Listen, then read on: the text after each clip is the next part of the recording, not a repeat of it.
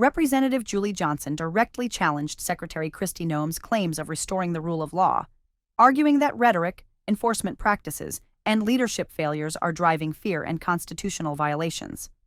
Her remarks reframed the debate away from politics and toward probable cause, due process, and accountability.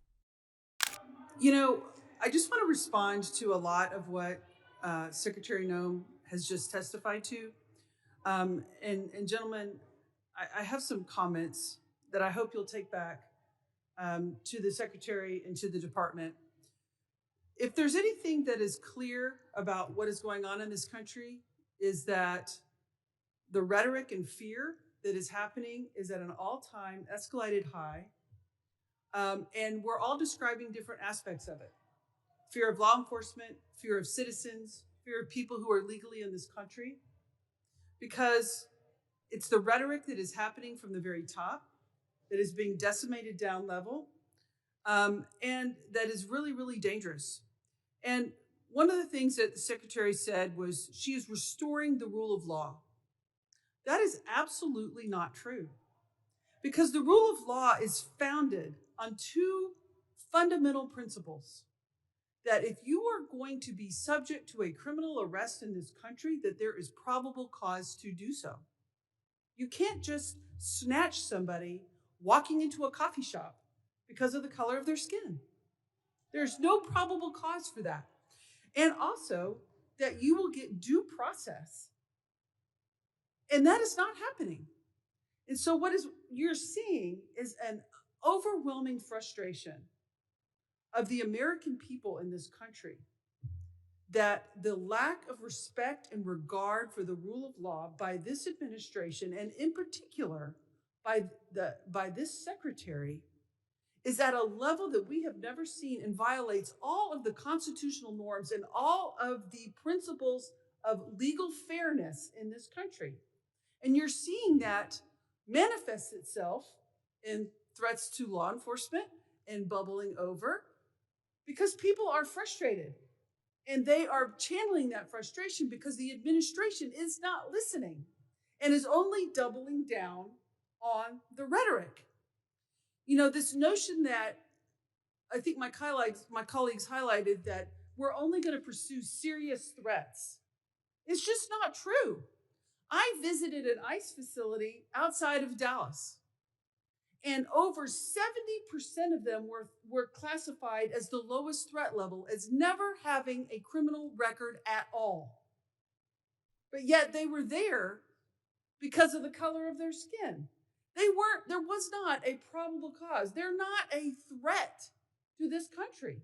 They have no criminal history at all.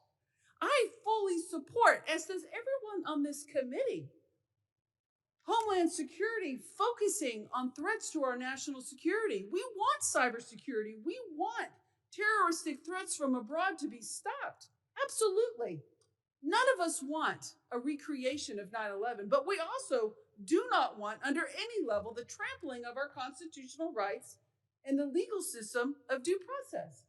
I have a poster here to highlight 3 American citizens that were arrested by ICE, who had done nothing wrong.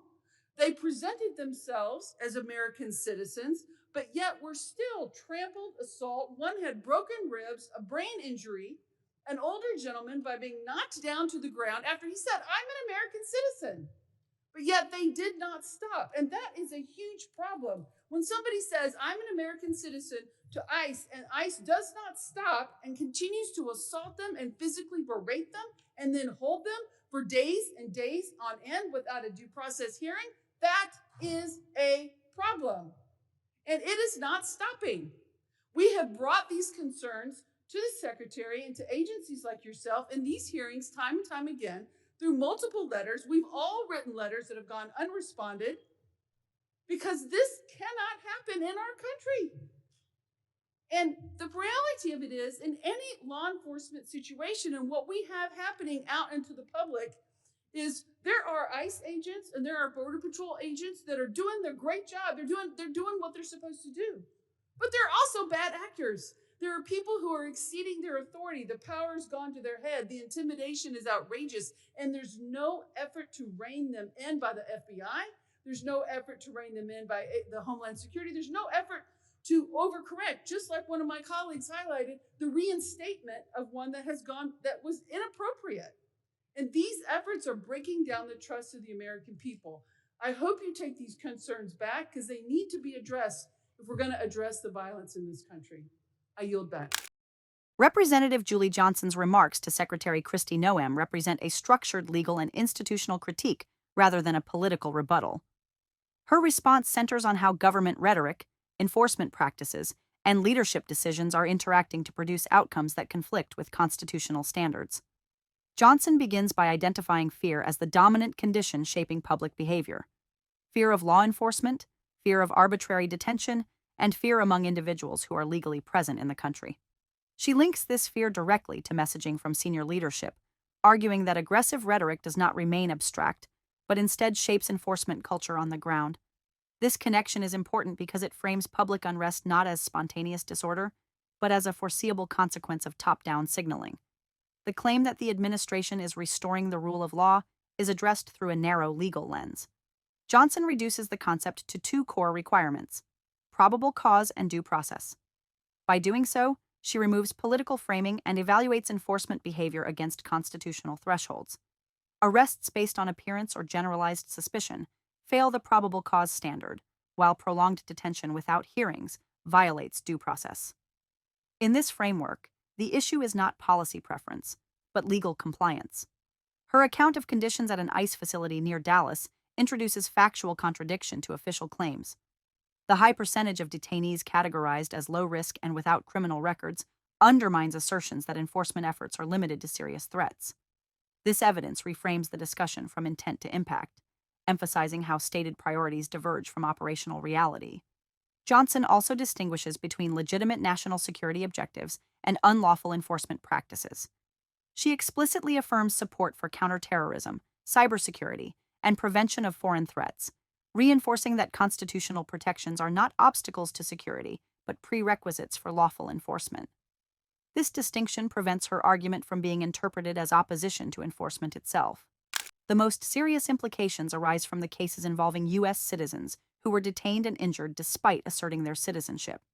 These incidents move the issue beyond immigration enforcement and into questions about the reliability of constitutional safeguards. When citizenship does not prevent unlawful detention or physical harm, the integrity of due process becomes uncertain for everyone. Johnson's remarks further highlight institutional accountability failures. While acknowledging that many agents act appropriately, she points to the absence of corrective mechanisms for misconduct. Her criticism is directed at leadership and oversight structures that have failed to intervene, investigate, or respond to repeated congressional inquiries. This lack of response, she argues, accelerates the erosion of public trust. Beyond the immediate incidents, Johnson's statement raises broader concerns about normalization. When constitutional violations are treated as operational errors rather than systemic warnings, they risk becoming embedded practices. Over time, exceptional enforcement measures can quietly transform into standard procedure, particularly when leadership signals tolerance or indifference. This gradual shift is difficult to reverse and often only becomes visible once institutional damage is already entrenched. Finally, Johnson frames public trust as a security asset, not a secondary concern. Law enforcement legitimacy depends on community cooperation, credibility, and confidence that power will be exercised fairly. As trust erodes, compliance declines, tensions escalate, and enforcement becomes more confrontational. Her assessment suggests that restoring constitutional discipline and meaningful oversight is not only a legal obligation, but a practical necessity for maintaining public safety and institutional stability.